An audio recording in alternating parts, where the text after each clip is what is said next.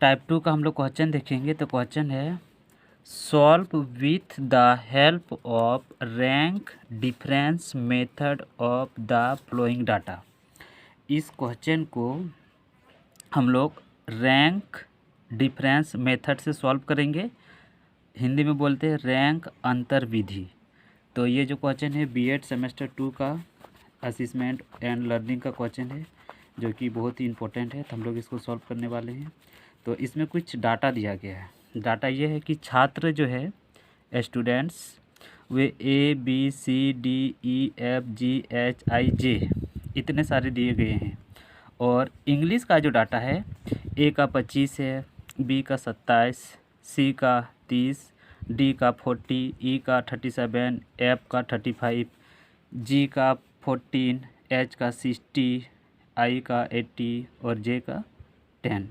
हिंदी का डाटा दिया हुआ है 24A, 29B, 35C, और डी का 60, ई का 45, एफ का 10, जी का 13, एच का 50, आई का 10 और जे का 21। ये हमको डाटा दिया गया है। हम इसमें क्या करेंगे, रैंक डिफरेंस मेथड से सॉल्व करेंगे। ये जो क्वेश्चन है ये हमारा है Spearman rank correlation coefficient. स्पीयरमैन्स rank correlation coefficient को सॉल्व करेंगे। तो ये दो टाइप का होता है, टाइप 1 और टाइप 2। तो हम लोग पहले अभी टाइप 2 को देख रहे हैं। आ गया है, हम इसका रैंक 1 निकालेंगे। रैंक 1 कैसे निकालते हैं, देखिए। रैंक 1 निकालने के लिए आप इसको इंग्लिश को रैंक 1 पहले इंग्लिश का रैंक निकालेंगे, इसीलिए इंग्लिश को मान लेंगे R1। तो इसका असेंडिंग ऑर्डर नहीं तो डिसेंडिंग ऑर्डर, या तो बढ़ते क्रम में नहीं तो घटते क्रम में, ठीक है, या तो आगे से नहीं तो पीछे से। और बोल सकते हैं कि गिनती का बढ़ते क्रम नहीं तो घटते क्रम के अनुसार हम उसको रैंक निकाल सकते हैं। तो सबसे पहले हम स्टार्ट करते हैं असेंडिंग ऑर्डर, छोटा से बड़ा, उसी के अनुसार रैंक लेंगे।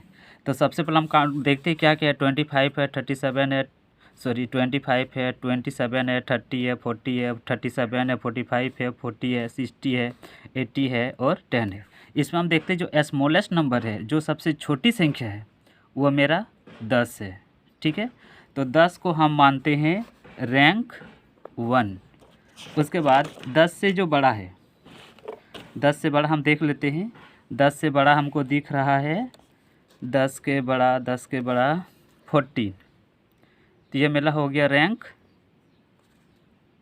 2।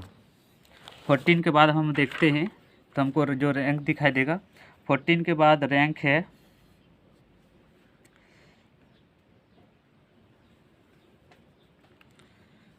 14 के बाद डायरेक्ट दिख रहा है 35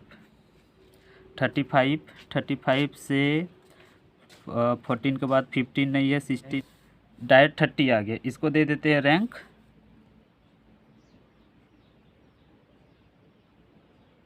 5।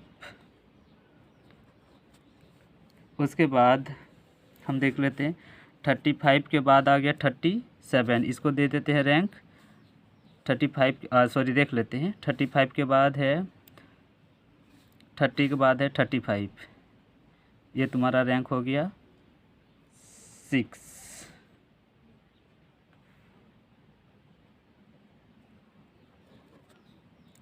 और 37 के बाद 35 के बाद 36 नहीं 37, इसको दे देते हैं 7 रैंक। उसके बाद रैंक हो गया 37 के बाद 37 से बड़ा तो एक बार 40 दिख रहा है, इसको देते 8 रैंक, 8वां। उसके बाद 40 से बड़ा मेरा जा रहा है एक 60, इसको दे देते हैं 9। और 80 हो गया तुम्हारा 60 से बड़ा, ये हो गया 10। तो इस तरह से हम रैंकिंग कर लिए। ऐसा हम तो छोटा से बड़ा शुरू किए, असेंडिंग से डिसेंडिंग किए। आप चाहे तो बड़ा से छोटा यानी डिक्रीजिंग ऑर्डर में भी रैंक को सेट कर सकते हैं, दोनों में सही हो गया। तो हम देखें सबसे छोटा जो मेरा 10 है, 10 को रैंक 1 दिए। उसके बाद 14 को रैंक 2 दिए क्योंकि 10 के बाद डायरेक्ट 14 आ रहा है। 14 के बाद 25 को रैंक 3 दिए क्योंकि 14 और 25 के बीच कुछ नहीं है, ठीक है। मतलब 15 नहीं है, 16 नहीं है, 17 नहीं है, 18 नहीं है, 19 नहीं है, 20 नहीं है, 21 नहीं है, 22 नहीं, 23 नहीं, 24 नहीं, 25 नहीं, सॉरी 25 है इसलिए रैंक 3 दे दिए। 26 नहीं है तो छोड़ दिए उसको। 27 है इसलिए उसको रैंक 4 दे दिए। उसके बाद 28 नहीं है, 29 भी नहीं है, 30 है उसको रैंक दे दिए 5। 30 के बाद डायरेक्ट हम देख गए 35 मिला तो वो हो गया रैंक 6। 37 हो गया रैंक 7। 37 के बाद 40 वो हो गया रैंक 8। इसी तरह से हम बढ़ते गए और सबको रैंक सेट करते गए। तो हम एक चीज़ नोटिस किए, जो मेरा इस तरह से हम निकाल लिए। अब निकालेंगे रैंक 2 मतलब हिंदी का किस तरह से है। तो हम लोग स्टार्ट करते हैं सबसे पहले असेंडिंग ऑर्डर डिसेंडिंग ऑर्डर में भी कर सकते हैं, बड़ा से छोटा या छोटा से बड़ा। लेकिन ध्यान सिर्फ ये रखना है कि अगर हम इंग्लिश का स्मॉल से लेकर ग्रेटर तक गए हैं, छोटा से लेकर बड़ा तक रैंक सेट किए हैं, असेंडिंग ऑर्डर में अगर हम सेट किए हैं रैंक को, तो हिंदी को भी हम असेंडिंग ऑर्डर में ही रैंक सेट करेंगे, ठीक है। मतलब दोनों में से अगर एक को असेंडिंग में किए हैं तो दूसरा को भी असेंडिंग में ही रैंक सेट करेंगे। दूसरा को डिसेंडिंग में सेट किए हैं तो पहला वाला को अगर डिसेंडिंग में सेट किए हैं तो दूसरा वाला को भी डिसेंडिंग में ही सेट करेंगे, ठीक है। लेकिन कंडीशन यह है कि दोनों को एक ही तरह से रैंक में सेट करना है। लेकिन नियम यह है कि तुम या तो असेंडिंग में करेगा तो दोनों को असेंडिंग में, डिसेंडिंग में करेगा तो दोनों को डिसेंडिंग में, बढ़ते क्रम में करो तो दोनों को बढ़ते क्रम में, घटते क्रम में करो तो दोनों को घटते क्रम में, छोटा से बड़ा करो तो दोनों को छोटा से बड़ा के ही अनुसार सेट कर सकते हैं। और छोटा से बड़ा से छोटा करेंगे तो भी और बड़ा से छोटा करेंगे तो भी दोनों को सेम चीज़ ही करना है। लेकिन अब दोनों ही कर सकते हैं। अब हम लोग क्या करते हैं, R1 इंग्लिश का रैंक सेट कर लिए हैं, अब R2 का सेट करेंगे। तो हम इसमें देखें कि असेंडिंग ऑर्डर में छोटा से बड़ा सेट किए थे, 10 सबसे छोटा था उसको दिए थे रैंक 1। अब देखेंगे कि ये जो डाटा दिया गया है 24, 29, 35, 60, 45, 10, 13, 50, 10, 21, इसमें से रैंक 1 किसको दे। तो देखिए हम लोग अभी टाइप 2 पढ़ रहे हैं, इसमें ना रिपीटेशन क्वेश्चन आता है। रिपीटेशन मतलब एक से ज़्यादा। तो पहले हम सबसे स्मॉलेस्ट नंबर, सबसे छोटी संख्या पता किए देख के, तो लग रहा है देखिए 10 और 10 है, ठीक है। तो इसको तो रैंक 1 देना पड़ेगा, 10 1 और 10 को रैंक 1 देना पड़ेगा। अब देखिए जो 10 1 है वो रैंक 1 पे आ रहा है, ठीक है, क्योंकि वो छोटा है, स्मॉलेस्ट है। तो now how to find repeated rank. जब एक से ज़्यादा रैंक रिपीटेड हो उस समय उसका जो रैंक है वो हम कैसे फाइंड करेंगे। सपोज डेट कि नंबर 1 पे 10 है, नंबर 2 पे भी 10 है, तो हम इसको कौन सा रैंक फाइंड करेंगे। तो हम क्या करेंगे, ये हो गया फर्स्ट प्लस सेकेंड, दोनों को ऐड कर देंगे। 1 और 2 रैंक है तो divided by 2, 1 plus 2 by 2, 1 plus 2 equal to 3/2 equal to 1.5। Let's another example और लेते हैं। सपोज दिस कि 45 ये नंबर 3 पे भी है, 4 पे भी है और 5 पे भी है। नंबर 3 पे 45 है, नंबर 4 पे 45 है, नंबर 5 पे 45 है। तो हम इसका जो रैंक है वो कैसे फाइंड करेंगे। तो क्योंकि ये रिपीटेशन रैंक हो रहा है, 3 रैंक में भी 45 आ रहा है, 4 रैंक में भी 45 आ रहा है और 5 रैंक में भी 45 आ रहा है। तो हम इसको ऐसे करेंगे, 3rd plus 4th plus 5th divided by 1 2 3 rank है तो डिवाइडेड बाय 3। अब हम इसको ऐड कर देते हैं, 3 4 7 7 5 12/3, इसको काट देंगे 4। तो ये हो गया मेरा 4 पूरी रैंक। फर्स्ट और सेकंड रैंक पे है 10 और 10, ठीक है। 10 फर्स्ट में भी है और सेकंड में भी है, तो हम दोनों को ऐड कर लेंगे और 2 से भागा क्योंकि 2 डाटा है, फर्स्ट और सेकंड। तो हो गया 1 और 3 ऐड करेंगे, रैंक को ऐड करना है 10 को नहीं, तो रैंक को ऐड करेंगे, 10 को नहीं करेंगे। तो फर्स्ट और सेकंड हो गया 3/2, इसको कर देंगे तो हो गया 1.5। तो फर्स्ट को देते हैं फर्स्ट को रैंक दे दिए 1.5 और इसको 1.5 और इसको भी देंगे 1.5। तो ये फर्स्ट हो गया, डाटा को रैंक दिए फर्स्ट और सेकंड हो गया। अब 10 हो गया। 10 के बाद से देखते हैं और कोई भी डाटा है क्या। तो मेरा फर्स्ट हो गया, सेकंड हो गया। अब हम देखते हैं कि जो डाटा है वो मेरा 10 के बाद और क्या है।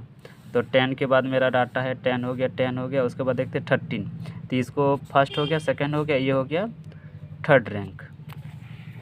उसके बाद मेरा फोर्थ पे आता है 13 के बाद। अगर हम देखते हैं फोर्थ में क्या है 13 के बाद, तो 13 के बाद देखते हैं मेरा है 14 नहीं है, 15 नहीं है, 16 नहीं है, 17 नहीं, 18, 19 नहीं, 20 नहीं, 21 है।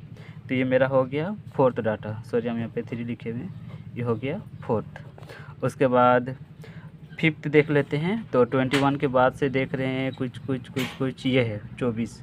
तो ये हो गया मेरा फिफ्थ।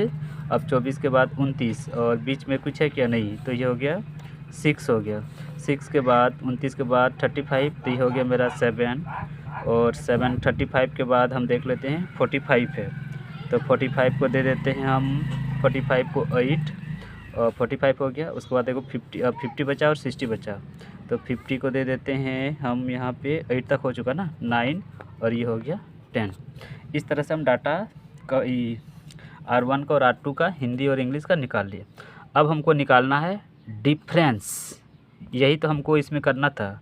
इस क्वेश्चन में हमको मेथड जो मेरा दिया है डिफरेंस मेथड, यानी कि डी निकालेंगे R1 minus R2। Difference method से इस क्वेश्चन को सॉल्व करना है अंतर के माध्यम से। तो डिफरेंस करते हैं। तो 3 में 5 को माइनस कर देंगे। 3 में माइनस 5 करेंगे तो -2 और 4 में 6 करेंगे तो -2, 5 में 7 करेंगे तो -2, 8 में 10 करेंगे तो -2 और 7 में 8 करेंगे तो -1 और 6 में करेंगे 1.5 तो हो गया तुम्हारा जाके 4.5 और 2 में 3 करेंगे तो -1, 9 में 9 करेंगे 0, 10 में 1.5 कर देंगे तो हो गया 8.3 और 1 में करेंगे 4 तो तुम्हारा हो गया 0.4 नहीं है, सिर्फ 4 है। तो 1 में 4 करेंगे तो तुम्हारा हो गया -3। तो इस तरह से हम ना डिफरेंस निकाल लिए। अब हम क्या करेंगे, इसका स्क्वायर निकालेंगे, डिफरेंस का स्क्वायर निकालेंगे। तो देखिए पहले यहाँ -2 है, -2 इंटू -2 इक्वल टू, पहले माइनस माइनस इंटू करेंगे 4, माइनस माइनस गुना में क्या होता है प्लस, प्लस को नहीं लिखेंगे, 2 दूनी 4 तो +4 हो गया। इसी तरह से हम सब करेंगे।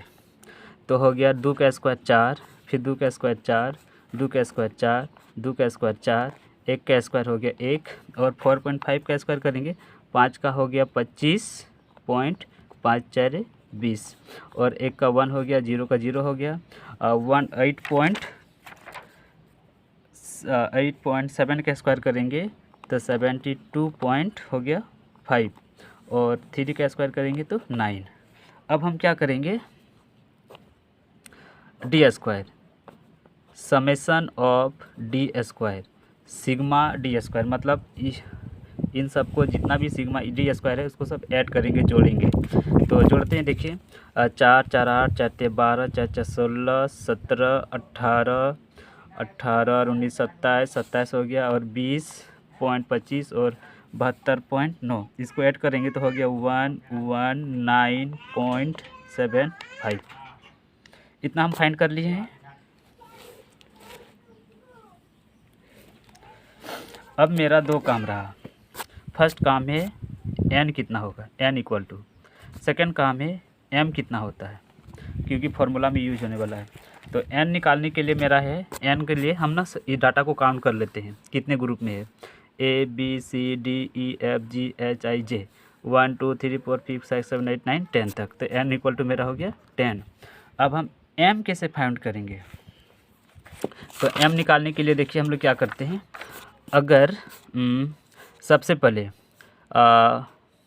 5 5 5 एक डाटा में 5 5 5 रिपीटेशन है और उसी डाटा में 10 10 10 10 ये भी रिपीटेशन है। उसी डाटा में फिर मान लीजिए 65 65 65 65 65 रिपीटेशन है, और 90 90 90 90 90। मान लीजिए ना कि इतना रिपीटेशन है, तो फर्स्ट जिसको मानेंगे M1 मानेंगे, दूसरे वाला को M2 मानेंगे, तीसरे वाला को M3 मानेंगे, उसके बाद वाला को M4 मानेंगे, और इस तरह से चलते जाएगा। तो इसमें देखिए 1 2 3 डाटा रिपीटेशन है, तो M1 इक्वल टू हो गया 3। इसमें देखिए M2 इक्वल टू कितने डाटा रिपीटेशन है, 1 2 3 4, तो M2 हो गया 4। M3 हो गया 1 2 3 4 5, तो M3 बराबर हो गया 5, और M4 बराबर 1 2 3 4 5 है, 3 4 5, तो M4 इक्वल टू हो जाएगा 5। तो इस तरह से हम M1 निकाल सकते हैं, M2 निकाल सकते हैं कि एक डाटा में अगर एक बार रिपीटेशन है तो M1, 2 बार रिपीटेशन है तो M2, 3 बार है तो M3, और 4 बार है तो M4। अब कितनी बार रिपीटेशन है, जैसे 3 बार है तो M1 हो गया 3, 4 बार है तो M2 हो गया 4, और 5 बार है तो M3 हो गया 5, और 1 2 3 4 5 बार है, फिर से 5 बार है तो M4 हो गया 5। तो मेरा इस क्वेश्चन पे रिपीटेशन देखते हैं कि इंग्लिश में कोई भी रिपीटेशन नहीं हुआ है, ना 25, ना 27, ना 30, ना 40, ना 35, ना 37, ना 14, ना 60, 80, कोई भी रिपीटेशन नहीं है। पर हिंदी वाला में रिपीटेशन है 10 और 10। तो देखिए सिर्फ 10 ही रिपीटेशन है और कोई भी रिपीटेशन नहीं आया है। तो M1 मेरा हो गया सिर्फ 1 और 1 2, और M2 तो कोई डिजिट और रिपीटेशन है नहीं, M2 नहीं है। और रहता जैसे मान लो 50 50 रहता, यहाँ 50 और कहीं 50 रहता तो उसको M2 मान लेते। अगर 35 35 रहता तो M3 मान लेते, 24 24 रहता तो M4 मान लेते, 27 27 रहता तो M5 मान लेते। इस तरह से मानते रहते, पर मेरा नहीं है तो बस इसी काम चल गया। तो हमको यहाँ से M1 पता चल गया, अब N पता चल गया और M1 पता चल गया। अब हम लोग आते हैं इसके फार्मूला पे। तो रॉ का फार्मूला होता है 1 minus 6 into summation of sigma of d square plus 1/12 into M1 का क्यू माइनस M1। और अगर मान लीजिए जैसे मेरा M1 का वैल्यू M1 तक है तो फार्मूला हम यहीं तक लिखेंगे, बस यहीं तक, ठीक है। अगर हमको M2 रहता तो यहाँ हम प्लस दे के M2 का मान यहाँ पे बैठाते, मतलब M2 का मान नहीं, सॉरी, यहाँ से फिर इसी तरह से 1/12 लिखते हैं, इंटू देते M2 का क्यू माइनस M1 देते यहाँ पे देते। अगर उसके बाद फिर M3 रहता तो फिर 1/12 लिखते हैं, मतलब ऐसा लिखते हैं 1/12 इंटू, ऐसा आगे करते जाते हैं। तो मेरा यहाँ पे M1 तक ही है तो हम यहीं तक लेके चलते हैं। लेकिन M2 रहता तो यहाँ पे प्लस देके हम इतना टर्म फिर से लिखते, सिर्फ यहाँ पे 2 और 2 कर देते। और अगर M3 रहता तो फिर हम यहाँ इतना टर्म फिर से लिखते, प्लस दे देते, और M2 का क्यू माइनस M2 कर देते, और 3 रहता तो 3 कर देते, 4 तक रहता तो 4 कर देते। मतलब समझ सकते कि ये फार्मूला तुम्हारा आगे बढ़ते रहेगा। तो मेरा 1 तक है तो 1 ही तक करेंगे। तो देखिए अब आगे हम निकालते rho equal to 1 minus 6 into summation of d square. इसका मान हम लोग देखें निकालिए 11.975। तो लिख देते हैं 119.75 plus 1/12 into D square, M1 का क्यू, M1 कितना माने 2 का क्यू माइनस 2 बट्टे, यहाँ तो बट्टे लिखना भूल गया, सॉरी, होता है फार्मूला में N क्यू माइनस N। यहाँ भी कर देते हैं N, तो N का वैल्यू कितना पता है 10 का क्यू माइनस 10।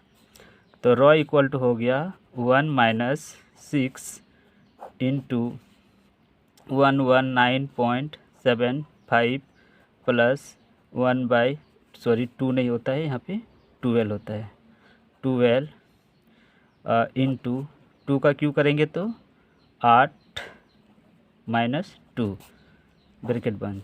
तो रॉ इक्वल टू हो गया 1 माइनस 6 इंटू 119 9.75 प्लस 1/12 8 में 2 माइनस कर दो तो 6। अब इसको काट दो 2 बार में, तो हो गया rho equal to 1 minus 6 into 119.75 बटे 1 बाई प्लस 1/2। हम यहाँ पे लिखना छोड़ दिए थे, सॉरी मिस्टेक हो गया। 10 क्यू माइनस 10 का क्यू कर देते तो हो गया 1000 माइनस 10। यहाँ भी वही कर देते हैं। तो 1000 में 10 माइनस करेंगे तो हो गया तुम्हारा ये, तो यहाँ पे ये ख़त्म हो गया, ये इसका है 990, तो यहाँ पे लिख देंगे 990। आगे अब हम लोग करते हैं, तो रॉ इक्वल टू हो गया 1 माइनस 6 और 119.75 प्लस 1/2 को लिख देंगे 0.5 और बटे 990।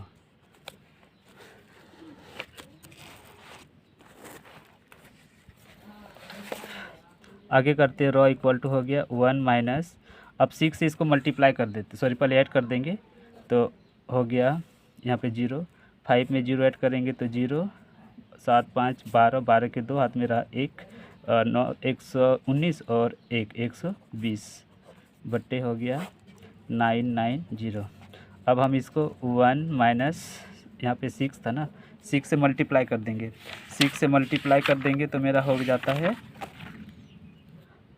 5 में 0 जोड़ेंगे तो यहाँ पे 5 होगा और 7 5 12 के 2 हाथ में, अब ठीक है यहाँ पे 5 होगा, हो गया। अब हम इसको 6 से 120.25 को मल्टीप्लाई कर देंगे तो हो गया तुम्हारा जाके 721.5 बटे 990। तो 1 माइनस, इससे इसको डिवाइड देंगे तो होगा 0.728787 डॉट डॉट डॉट। तो अब इसको माइनस कर देंगे 1 में इतना, तो हो गया तुम्हारा जाके 0.27122। तो ये मेरा रॉ का वैल्यू निकल गया अप्रॉक्स। तो हम यहाँ पे लिख सकते हैं रॉ इक्वल टू 0.27, इसको हम लिख सकते हैं 0.27 अप्रॉक्स में ऐसे। तो अब हम ये ऐसा चेक करेंगे आंसर सही है कि गलत है। तो आंसर चेक करने के लिए क्या होता है, जो मेरा रॉ का वैल्यू आएगा वो 1 से छोटा रहेगा, ठीक है, और -1 से बड़ा रहेगा। अगर ये वैल्यू है तो आंसर सही है और नहीं तो आंसर गलत है। ये मेरा चेक करने का नियम है, ठीक है, नियम है। तो हम यहाँ पे देखिए, the value of raw is less than 1 and greater than -1 is correct answer. That's all.